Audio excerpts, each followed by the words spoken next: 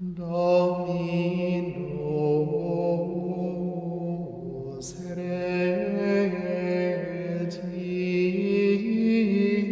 me, et nil miserit.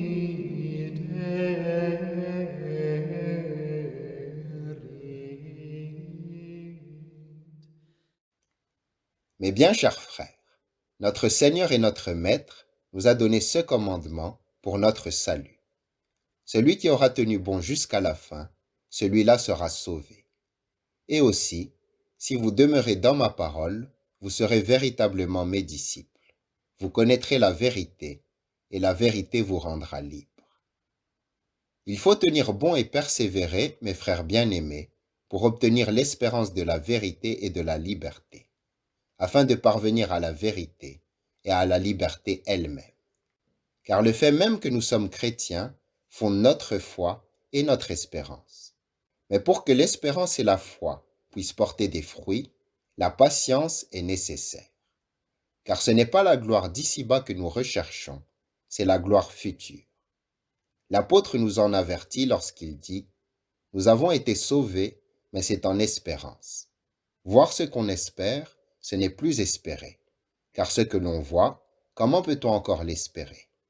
Mais nous qui espérons ce que nous ne voyons pas, nous l'attendons avec patience. » En effet, l'attente et la patience sont nécessaires pour l'accomplissement de ce que nous avons entrepris et pour posséder ce que nous espérons et croyons lorsque Dieu nous en fera présent.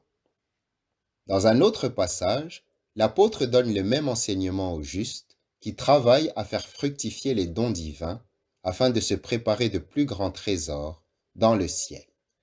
Il les exhorte ainsi à être patients. Tant que nous avons le temps, travaillons pour le bien de tous, surtout celui de nos proches dans la foi. Faisons le bien sans défaillance, car au temps voulu, nous récolterons si nous ne défaillons pas. L'apôtre avertit ainsi qu'on ne doit pas renoncer à son activité par impatience, ni se laisser détourner ou dominer par les tentations qui nous arrêteraient à mi-chemin du succès et de la gloire. Car sinon, ce qui est déjà accompli serait perdu, parce que les entreprises qui ne vont pas jusqu'au bout sont anéanties.